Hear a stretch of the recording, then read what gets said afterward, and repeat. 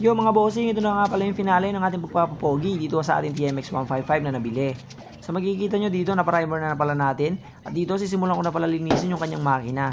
Gagamit nga pala tayo dito ng sabon. Iba't ibang sabon na pala yung ating ginamit dito. So yan, gumamit na rin pala ako ng sponge. Gumamit nga pala ako dito ng Domex. At sa pangalawang gamit ay gumamit naman ako ng color safe na Sunrox. Wala kasi tayo nabiling tough. Yun kasi yung aking paglinis ng aking makina. So dito iba't ibang sabon na talaga natin nilinis para lang malinisan itong ating TMX 155. Napakadugyot talaga ng kanyang makina. Pero sulit naman pagpapapogi natin dito dahil kuminang naman talaga niyang kanyang makina. Nasa tiyaga lang talaga, mahabang pasensya lang ang kailangan. So dito binugawan ko na nga pala ng compressor para hindi mabilis ang paglilinis.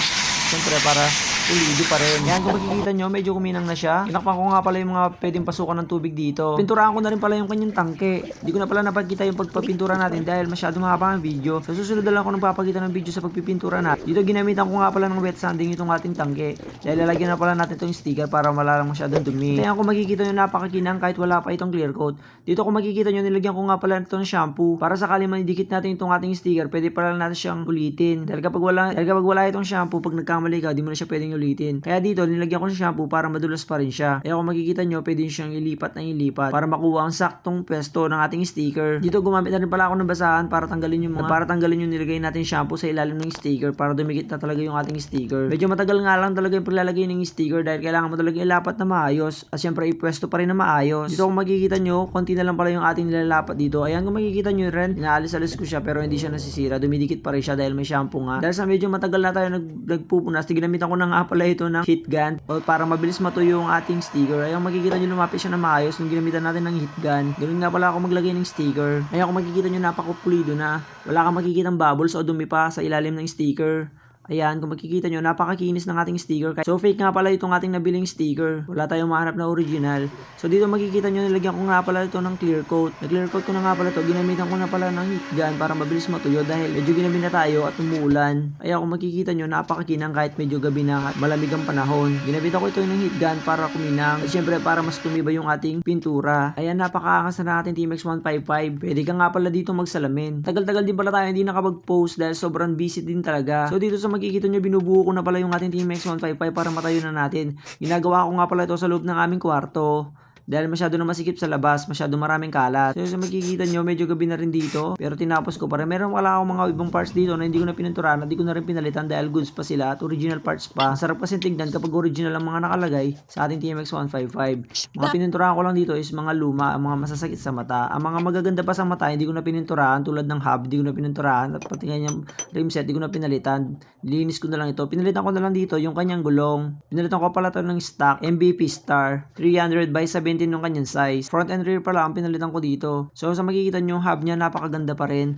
Original parts pala ito ating TMX 155 na nabili. Napakasarap kasi sa feeling kapag original pa lahat. So makikita nyo yan, medyo makinis naman yung ating pagkakabana dito sa kanyang chassis dahil strip to metal naman siya. Yung kanyang butterfly napakakinis pa rin, hindi ko na siya pininturahan. Linisan ko na lang. At ito nilalagay ko na pala yung gulong dito sa likod.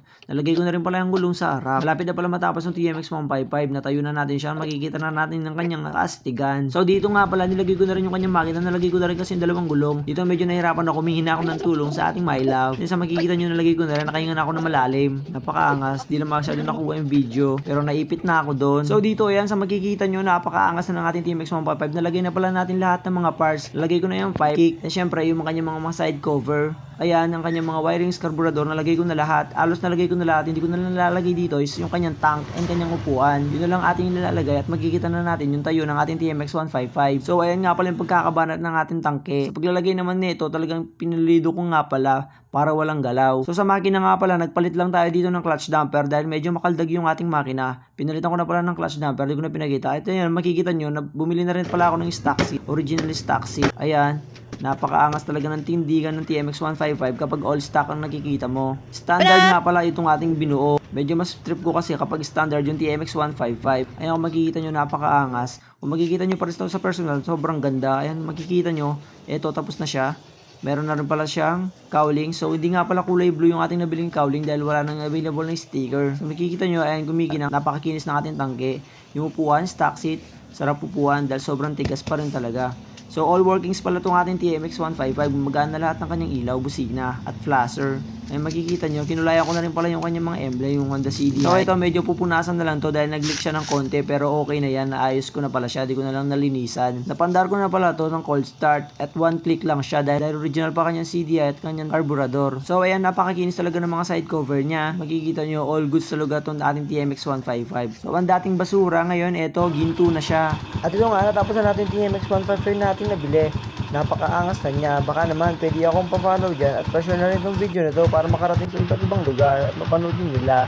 Napakaangas. Hindi naman natin nakapirasyong montage.